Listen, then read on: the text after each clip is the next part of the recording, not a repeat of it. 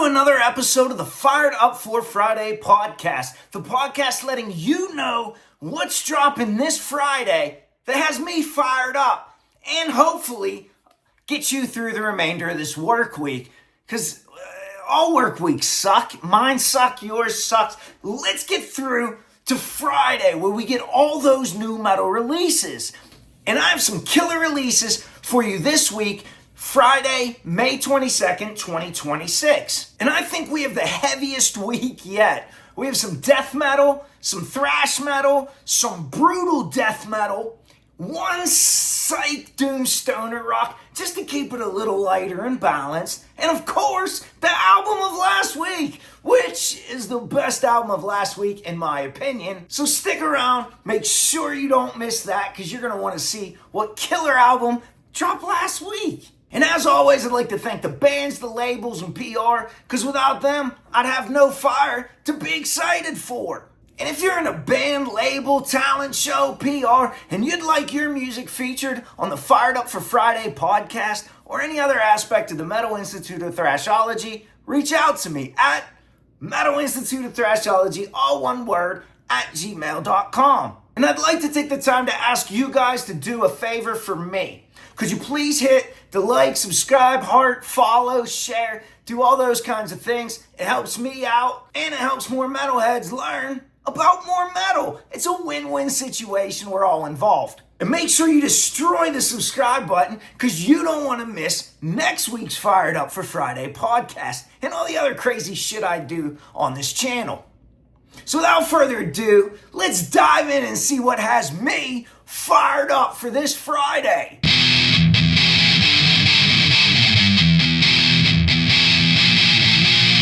And what is one of the heaviest efforts this week? Desecrecy's 9th studio album, The Secrets of Death, is exactly that. The secret of death metal success. Because this album, The Secret of Death, reminds me of those killer bands like Bolt Thrower and those straight up death metal albums that never deviate but always decimate. If you like it dark and you like it heavy, this is where you need to start. But there's a little catch. This one drops Thursday, May 21st, which is like the prime, the eve of the evil. Getting you prepared for the heavy that's dropping this Friday. Like I said, it's going to be a heavy podcast, so you might want to start Thursday night to alleviate some of the weight. I don't know how much your back and neck can take. With shifting tempos, crunchy rhythms, and some of the blackest growling vocals I've heard in a long time. And even with those shifting tempos and introduction of a few samples to give it even heavier of a feel, this album never leaves the morbidly obese category, as this album's heavy and its guitar tones are thicker than your grandma's cornbread. Unlike your grandma's cornbread, don't think everything on this album is fresh, warm, and inviting, as whether it's a snail's crawl to a slow execution, or the rowdiest ruckus that I've ever heard, The Secrets of Death will have the hardest and heaviest of listeners begging for mercy, or more, depends on how much you like. Might be too heavy for you, I don't know. And I hope I pronounced this correctly, but Tommy Gronkvist is the one-man mastermind behind the Desecrecy project, which I feel like by giving his name away, it's kind of telling you the secret of who he is. For fans of that old-school pummeling from some of the heaviest in the business, like Mortician, Asphyx, and the mighty Bolt Thrower. Who doesn't love Bolt Thrower? I mean, such a good band. And if you're a fan of any of those ones I just mentioned, you're gonna love this album. Again, you get a kind of a sneak preview to Fired Up for Friday if you start Thursday night. Remember, this one drops May 21st, so make sure you head over and check that one out. Let's get fired up a little bit earlier this week, and this one is a hell of a way to kick off this week's Fired Up for Friday or Thursday night, depending on how you round and estimate. And I estimate this one out at about an 84. Kick-ass album and a great way to start your listening schedule. Kansas City Thrashers and Hellevate are back, and they're bringing an absolute ton of riffs with them. dizzying leads where the guitar tone is saturated and raw.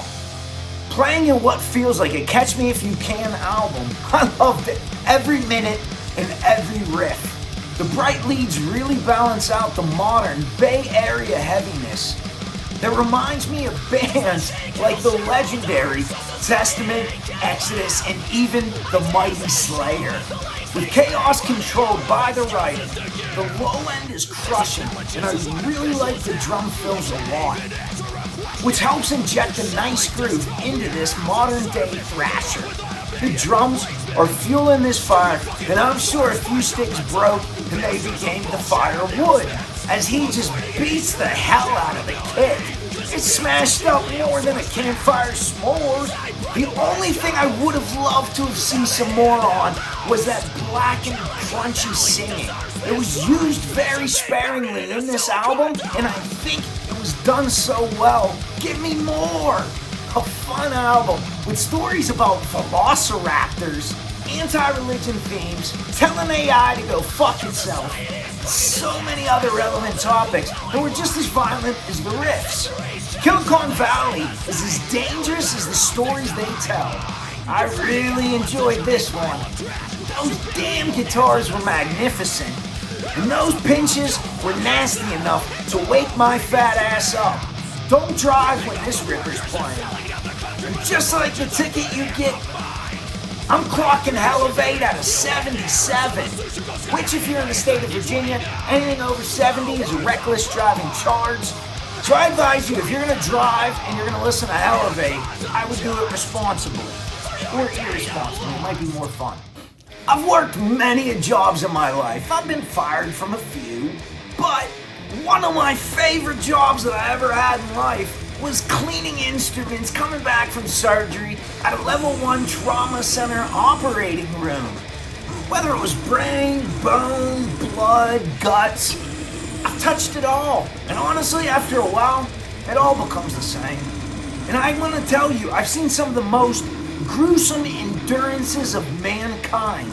All that to say, I'm not a big fan of grindcore, brutal death metal, or those blood and guts kind of albums. Those type of albums remind me of work, and the shock value just isn't there for me anymore because I've become so desensitized to the subject matter and material. I appreciate a lot on the newest full-length Remnants of Atrophy by Horrific Visions off the Romantics at Comatose Records. And what was the biggest surprise to me on this album, I have to admit, brief moments of groove and some sparsely sprinkled. And like I said, I'm not a big fan of this subgenre, which usually after about 30 seconds, maybe a minute, this does shrivel up in atrophy. However, I really like Horrific Visions sunk their teeth in and gave a more meatier release. I like the song lengths Horrific Visions provides, being a lot longer than those 30 or 45 second Napalm Death songs. It's these few reasons I listed what separates Horrific Visions from a crowded subgenre of brutal death metal, of high mixed snares and how deep can my growl go. This album's great, and it's probably one of the best brutal death metal albums I've heard in a long time. However, I'm probably going to rank this a lot lower than somebody who loves brutal death metal. You can't love all metal equally. Nothing's as good as thrash, is it? So I'm giving Remnants of Atrophy another 77.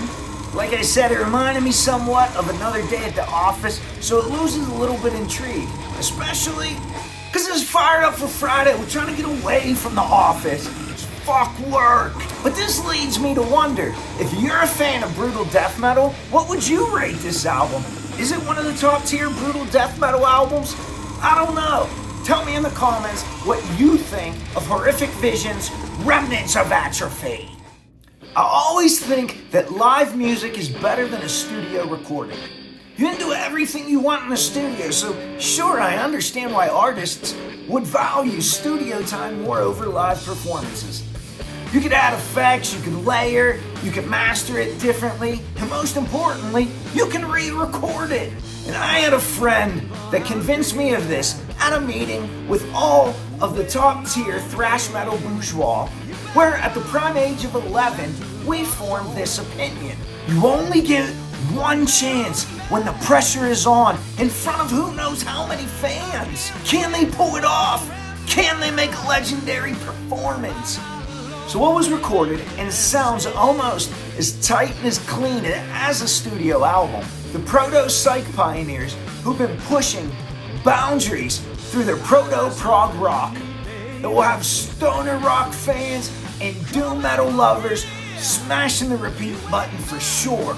And the latest live album from the JPT Scare Band, live at Crosstown Station, put out by the rad-ass dudes over at Ripple Records. Which, if you're not familiar with Ripple Records, it's an amazing label. It's like a stamp of quality. Go check out their whole lineup.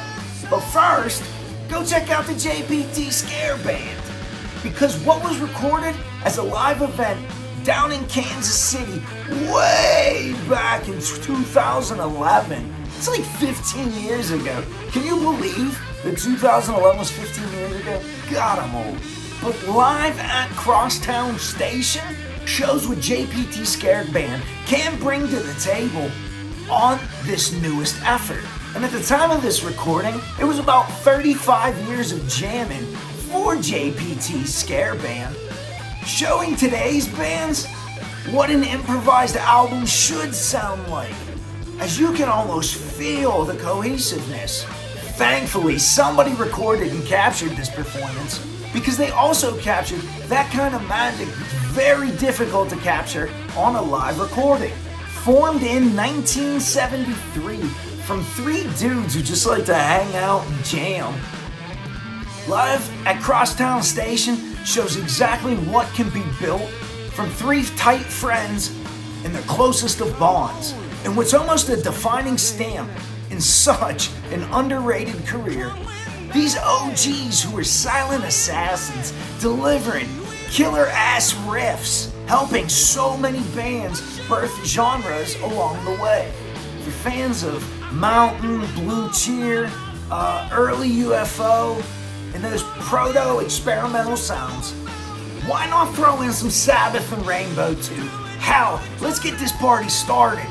There's virtually something for everybody on this one. And this album, I think, would be the perfect album for a great Friday night listen, or even over the weekend, when you're just hanging out with the homies, shooting the shit, or alone, and just want to explore a little bit, making you forget about those horrors of the work week we're all trying to delete. I like calling off, and I like live at Crosstown Station too, where much like this album, I'm at the crossroads of psych and doom, and it's leading me to a 74 on this one. Quality album, go check this out. Like I said, this is one of those albums you just put on, hang out with your friends, it's a good time. And now, the album of last week. Boston has a rich and cultural history, especially in the rock and metal arenas. Whether it's the Dropkick Murphys, the Standells, the Mighty Mighty Boss Tones, or even Shadows Fall. And one band that takes almost every sound that the city of Boston has produced and smashes it all into one album, full of grit, hooks, and enough smoothness to put the R back in Boston Harbor. All found on the latest release by Gozu, titled Gozu 6 off of Metal Blade Records. After a deep discussion with all things Gozu, with Gozu frontman and guitarist Mark Gaffney, linked to that here, I found out what all went into making such a killer and unique sound. From D'Angelo, Prince, Earth, Wind & Fire, or Funkadelic, which are just some of the influences that go into some of the sound. But there's also enough fuzzed out rock tones to get your feet moving and your neck wrecking. Where usually the low end is behind the wheel driving this bus, this time it's the guitars driving. And as much fun as this album is, I'd swear they're under the influence. Gozu takes the liberty and freedoms to throw down whatever they want, but it's all wrapped around that riff structure. And I'm addicted to riffs, so keep them coming. Hard to pin down in one category, this is an album for riff lovers and riff nerds. Hey, I'm one. This is a bit more serious and a bit more gritty than some of their earlier works, This shows they can rock just as hard, whether they're destroying demons or partying hard. On tour with Restless Spirits soon. Go check them out. If they're close to you, don't miss them. Here we are through another episode. What has you excited to forget this work week? What have you been digging so far this year? Let me know in the comments, and most importantly, thank you guys for subscribing. See you in the pit.